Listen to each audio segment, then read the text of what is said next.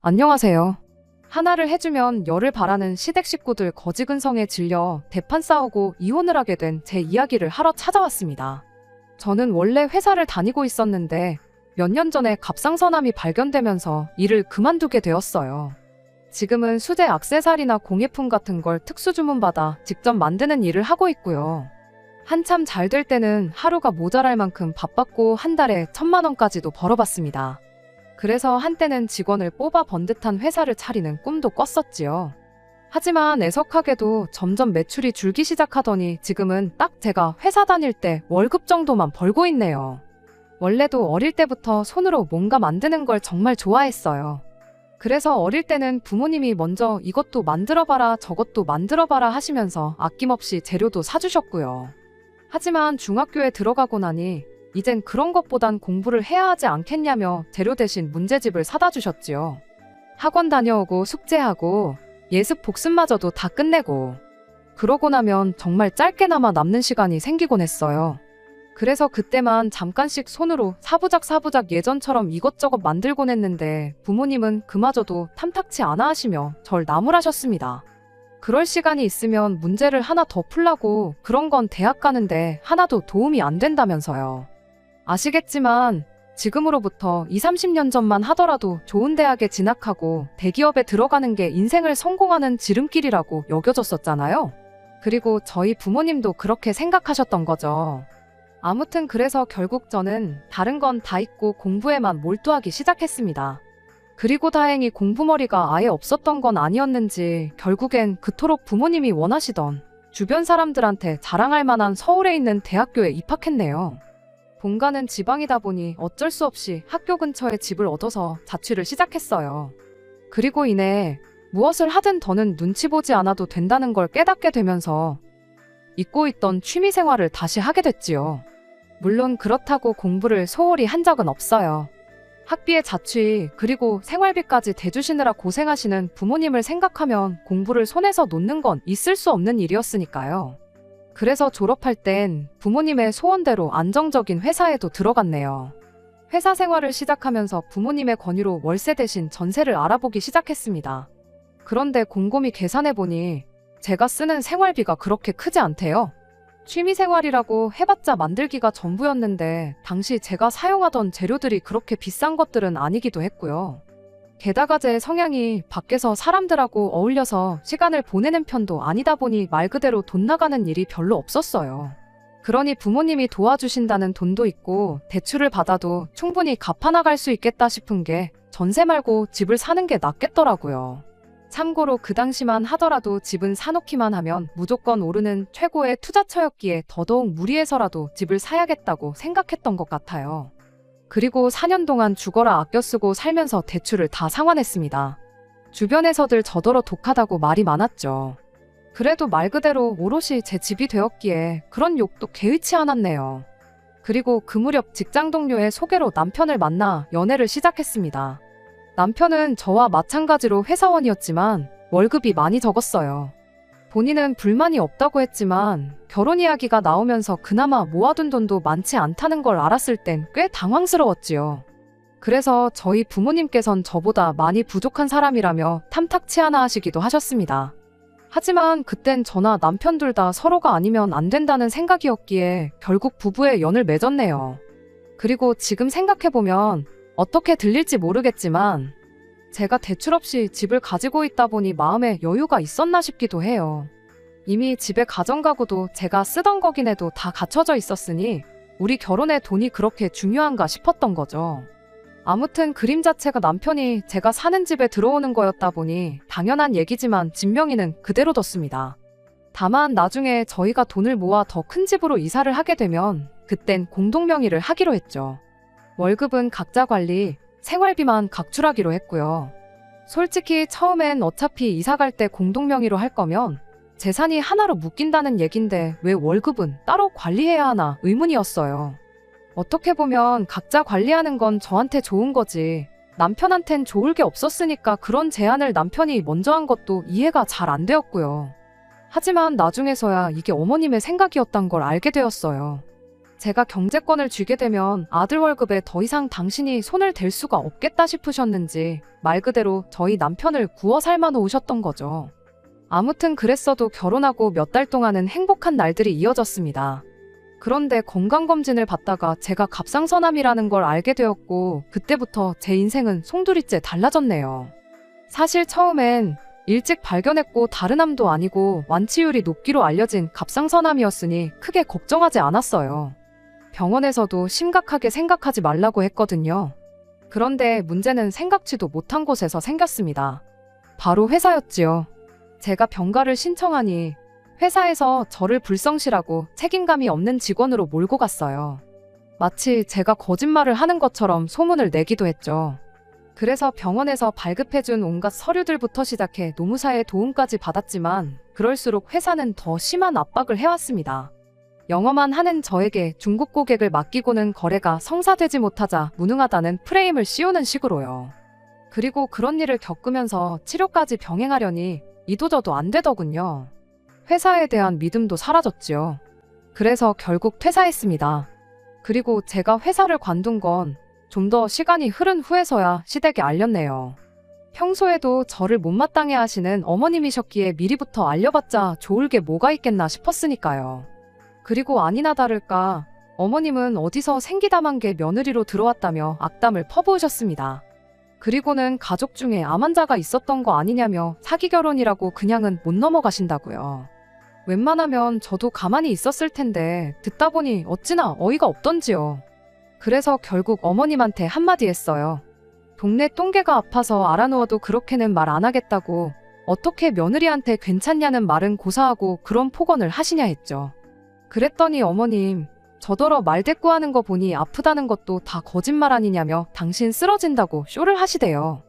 그리고 뭐 솔직히 그 쇼 아버님 남편 저 누구 하나 처음 보는 사람이 없었거든요.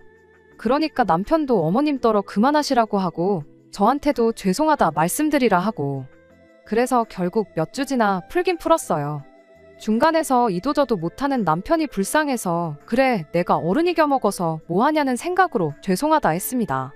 속상해서 하신 말씀일 텐데 저도 몸이 아프다 보니 예민하게 받아들였다고 죄송하다고요. 그런데 보통은 이러면 아니다 나도 너한테 말을 그렇게 하지 말았어야 했는데 미안하다. 뭐 이렇게 대답하는 게 정상이잖아요. 전 정말이지 어머님도 생각이 있으시면 당신이 하셨던 말을 한번 곱씹어보고 저한테 사과는 못하시더라도 스스로 미안하고 민망한 마음은 가지실 줄 알았어요.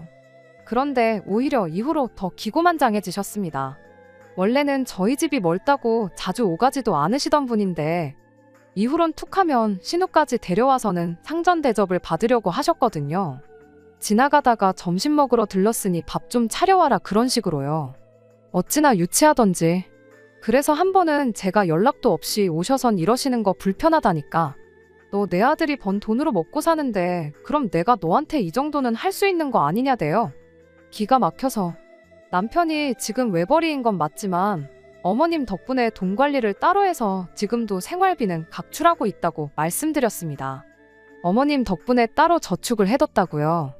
그러니 제가 어머님 아들 등골 빼먹을까 걱정이시면 안 하셔도 된다. 모르긴 몰라도 남편보다 제가 돈이 더 많을 거니 걱정 마시란 말도 덧붙였더니 또 괘씸하네 어쩌네 한마디를 안 지네. 당신 딸한테는 어디 가서 기죽지 말라고 입버릇처럼 말씀하시는 양반이 왜 며느리는 말 한마디 하는 것도 고가워하시던지. 정말이지 저라고 뭐 어머님이 좋아서 그랬겠어요? 그냥 제가 사랑하는 남편의 가족이니 어떻게든 저도 이해하고 품고 가려고 한 거죠. 그런데 도대체 뭐가 문제인지 어머님이나 그 무렵엔 신우까지 한술 더 떠서는 저를 품어주긴커녕 끌어내리지 못해 혈안이 되어 있더라고요. 그리고 결정적인 일이 있던 건 저희 집이 방 2개 딸린 20평대 아파트예요. 그중 방 1개는 제가 결혼 전부터 취미생활을 하는 나름의 작업실로 쓰고 있었고요. 그런데 결혼하면서 남편이 저희 집으로 들어왔잖아요. 그러니까 남편이 제 작업실을 드레스룸으로 바꾸면 어떻겠냐대요. 안방을 좀 넓게 쓰자면서요. 그리고 처음엔 혹해서 그럴까 싶기도 했는데 또 생각해보니까 그래도 왠지 내키지가 않았죠. 그래서 거절했었는데 지금 생각해보면 안 없애길 정말 잘했다 싶어요. 제가 회사를 나온 이후로 그만큼 집에 혼자 있는 시간이 많아졌고 그러면서 그 작업실에서 보내는 시간이 길어졌거든요. 그런데 하루는 신우가 그 작업실을 보면서 시비를 걸었습니다. 들어가도 된다고 말도 안 했는데 멋대로 들어가서는 이것저것 제가 만들어 놓은 것들을 들었다 놓다 하더니 감각이 있네 없네 색이 구리네 어쩌네. 그리고는 더 예쁘고 잘 만든 것들도 10,000원도 안 한다며 쓸데없는데 시간 쓰지 말고 그럴 시간에 나가서 돈 벌 생각을 하라나요? 그런데 그때 이런 걸 팔 수도 있구나 하는 생각이 머리를 스쳤습니다.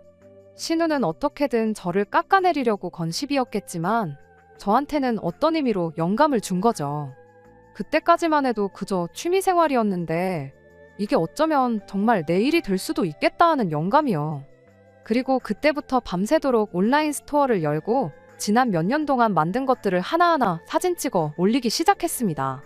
조금 번거롭긴 했지만 따로 할 일이 있던 것도 아니었고 어쩌면 이게 제 일이 될지도 모른다는 생각에 지루하고 힘든지도 모르겠더라고요. 하지만 훈하고 한 달이 넘어갈 때까지 아무 반응도 없으니 그땐 솔직히 좀 마음이 조급해졌던 것도 사실이에요. 그래서 취직 준비를 병행하기 시작했어요. 그리고 결국 6개월 만에 운명 같은 첫 손님을 만나게 되었습니다. 제 작품들을 전부 다 살펴봤는데 제가 만드는 스타일이 너무 마음에 든다면서 혹시 주문 제작도 해주냐대요. 저한테는 그게 새로운 도전이었기에 순간 떨리긴 했지만 무슨 자신감이었는지 물론이라고 해준다고 대답을 했어요. 그리고 이미 일은 저질렀으니 어떻게든 해낼 수밖에 없었죠. 그래서 바로 작업에 들어갔는데 그때 만든 게 말 그대로 대박이 났어요. 알고 보니 그 손님분이 팔로워도 엄청 많고 인터넷에서 굉장히 유명한 사람이었던 거죠. 손님이 자기가 주문 제작한 건데 어떠냐면서 너무 마음에 든다고 찍어 올린 영상이 팔로워들한테 입소문을 타고 퍼진 모양이더라고요. 그래서 말 그대로 반년 만에 대박이 났어요. 제가 연습 삼아 만들던 것도 너무 초반에 만든 어설픈 것들 제외하면 전부 다 팔렸으니까요. 이후로 쏟아지는 주문에 몸이 10개라도 부족할 만큼 정신없이 바빴습니다. 제가 회사 다닐 때 2배가 넘게 돈을 벌기도 했지요. 사실 당장은 그렇다 쳐도 언제까지 모아놓은 돈만 야금야금 파먹고 살아야 하나 하는 걱정이 많았어요. 내가 집이 있고 돈이 있으니 신우랑 시어머니가 저렇게 나와도 버티고 있는 거지 그마저도 없으면 두 사람을 어떻게 감당해야 하나 그런 고민도 있었고요. 그래서 더 정말 다행이다 싶었네요. 아무튼 신우랑 어머님한테 좋은 감정이라곤 눈꼽만큼도 없었지만 그래도 따지고 보면 신우 덕분에 시작한 사업이었으니 제가 한턱 거하게 쏘겠다고 자리를 만들었습니다. 그런데 두 사람은 약속 장소에 도착하기가 무섭게 돈이 어디 하늘에서 떨어지기라도 했냐며 웬일로 밖에서 밥을 다 사주냐고 빈정거리대요. 이런 자리를 만든 제 자신을 탓하면서 올라오는 짜증을 꾹 참았습니다.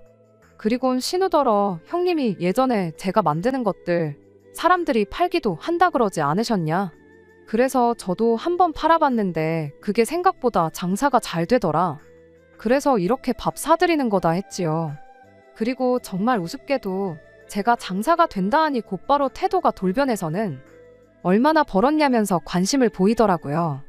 그래서 정확하게 액수는 말 안 하고 소고기 사드릴 만큼은 벌었다니까. 축하는 고사하고 뭐가 그렇게 맘에 안 드는지 똥 씹은 얼굴로 밥을 먹더라고요. 그리고 몇 달 뒤 일이 터졌습니다. 남편이 난감한 표정으로 저한테 혹시 돈 좀 빌려줄 수 있냐고 묻더라고요. 남편이 그런 말을 한 건 처음이었기에 무슨 일이라도 있냐고 물었죠. 그러자 남편이 한참 만에 하는 말이 어머님이랑 신호 카드값이 너무 많이 나왔답니다. 그러면서 카드값 갚자고 대출을 받을 순 없는 거 아니냐며 자기한테 도와달라고 했는데 자기도 돈이 없어서 그런다나요? 카드값이 얼마나 나왔길래 대출 소리가 나오나 싶은 것도 어이가 없었지만 은연중에 남편이 자기도 돈이 없다고 한 말이 정말 충격이었어요. 정말이지 망치로 뒤통수를 한 대 쿵하고 얻어맞은 기분이었달까요. 결혼할 때 남편이 모아놨다는 돈을 다 쓰지도 않았어요. 거의 맨몸으로 장가만 오다시피 했으니 그 돈은 남편더러 이사갈 때 보태게 잘 가지고 있으라고 했거든요. 그리고 또 저희가 생활비를 제외하곤 따로 관리하기로 했었으니 그렇게 모여진 돈도 얼마가 됐든 있어야 말이 되는 거였고요. 그런데 제가 따지고 드니 그동안 매번 어머님이나 신우가 돈을 요구하거나 뭘 사달라고 하면 그걸 거절 못하고 들어주고 있었다네요. 생활비 빼고 각자 돈은 알아서 관리하자고 할 때 알아봤어야 했는데 내가 너무 안일했구나 싶었어요. 동시에 남편한테 화가 나면서도 아무리 가족이라고 해도 자기 돈을 홀랑 털어갔는데 그 와중에 카드값 갚아주겠다고 저한테 돈을 빌려달라고 하는 게 기가 막혔고요. 결국 더는 참을 수가 없어서 남편을 앞세워 시댁으로 향했습니다. 이번만큼은 제대로 단판을 짓겠다는 마음으로요.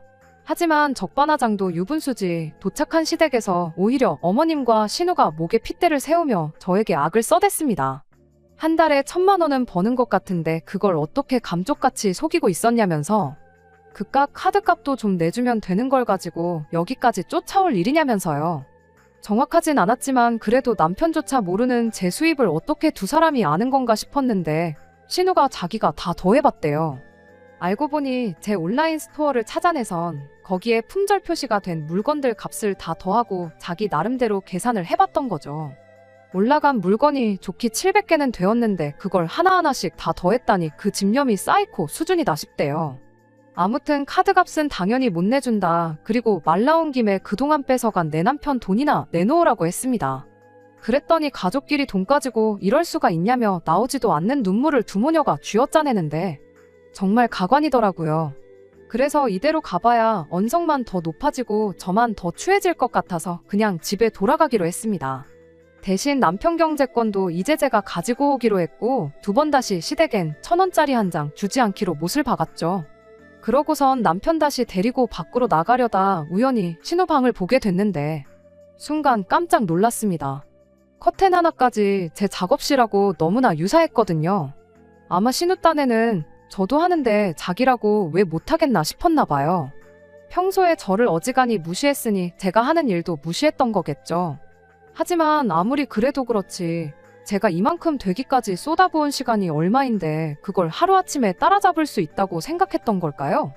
하지만 신우는 이때다 싶었는지 저 때문에 자기까지 이 일에 손을 댄 거라고. 이거 하느라 들어간 돈이라도 물어내라는데 그냥 갖가지 말도 안 되는 이유를 들이대며 제 돈을 뺏어갈 궁리만 하는구나 싶대요. 그래서 제발 작작 좀 하라고 부끄러운 줄 알라고 소리치고는 뒤도 안 돌아보고 남편만 데리고 나왔어요. 악하고 거지근성만 남은 모녀의 품에서 내 남편이라도 구해왔으니 이제껏 날린 돈은 그냥 없던 돈이라 치고 이제부터라도 우리 둘이 잘 먹고 잘 살면 된다고 생각했거든요. 그런데 집에 도착한 이후로 내내 남편 표정이 영 좋지가 않대요. 그리고 저는 처음엔 그래 자기 와이프랑 가족이랑 싸웠으니 자기도 마음이 안 좋겠지 싶어서 내버려뒀어요. 그런데 하루 이틀이 지나면서 나아지긴커녕 더 냉랭하게 나오는데 그때부턴 저도 좀 짜증도 나고 기분도 나쁜 거예요. 그래서 왜 그러냐니까 하는 말이 안 보고 살게 되더라도 돈이라도 얼마 해주면 안 되겠냐입니다. 이제껏 그래도 자기가 책임지고 해주던 것들이 있는데 갑자기 딱 끊어버리면 두 사람이 얼마나 힘들겠냐고요. 아직도 그 사람들이 가족으로 느껴지냐고 정신 차리라고 했습니다. 그 모녀한테 당신은 그냥 돈 나오는 ATM에 불과하다고 정신 차리라고 했지요. 그랬더니 남편이 한다는 소리가 내 부모 형제에 대해서 그렇게 말하지 말랍니다.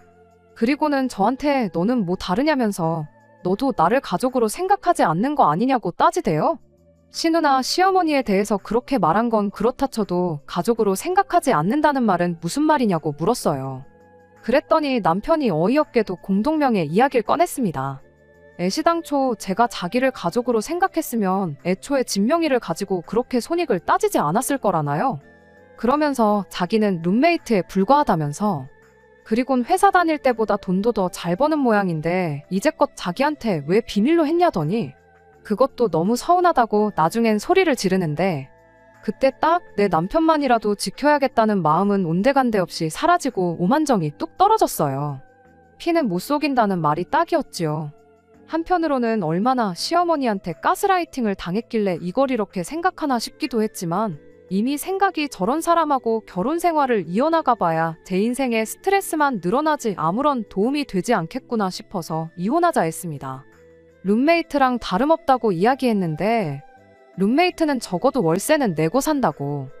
너는 맨몸으로 들어와서 이제껏 네 밥값밖에 더 냈냐고요. 그리고는 여태까지 내 집에 얹혀 살았던 거 하루하루 다 계산해서 당신 앞으로 청구할 테니 그렇게 알라하며 당장 짐 빼서 사랑하는 가족들 품으로 꺼져달라고 했습니다. 그리고 남편도 그제서야 제가 그냥 하는 소리가 아니라는 걸 깨달았는지 난데없이 제 다리를 붙잡고 자기가 잘못했다고 꺽꺽 소리를 내며 우는데 아무리 사랑했던 남편이라도 그 눈물에 진심이 보이지 않고 가짜처럼 보일 뿐이었어요. 그리고 정확히 반년 뒤에 저희는 이혼했습니다. 제가 이혼 소송 이야기를 했더니 위자료 걱정이 되었는지 협의 이혼 하자더라고요. 재산분할 청구해봐야 개코도 못 받을 걸 아니까 순순히 이혼해 준 거겠죠. 조건 같은 거 하나도 안 보고 결혼하는 건 아무 문제가 아니었는데 적어도 남편의 가족들이 어떤 사람들이었는지는 봤어야 했던 것 같아요. 그것도 생각 못하고 결혼한 제 잘못이 크네요. 그리고 이건 여담이지만 신우가 저를 따라 시작한 사업이 망하기 직전인 것 같아요. 종종 신우 온라인 스토어를 확인하고 있는데 그래도 본인 딴에는 하긴 하나 보더라고요. 다만 문제는 그나마 올라온 후기들이 퀄리티가 아주 허접쓰레기 같다고 사진빨에 속지 말라는 혹평들 뿐이래요. 능력은 없으면서 똥자존심만 높은 신우이가 그 혹평을 얼마나 받아들일 수 있을지 참으로 궁금합니다. 솔직히 한때는 내 가족이라 생각했던 사람들이지만 지금 생각으로는 당장 내일이라도 온 식구가 쫄딱 망해서 길바닥에 나앉아버렸으면 좋겠어요. 누군가는 제 심보가 고약하다 할지도 모르겠지만 제가 힘들었던 것만큼 그 이상 몇 배로 그 사람들도 고생했으면 좋겠네요. 끝까지 들어주셔서 감사합니다. 오늘의 사연은 여기까지입니다. 구독과 좋아요, 알람 설정 부탁드리고 더 좋은 사연으로 다시 찾아뵙겠습니다. 감사합니다.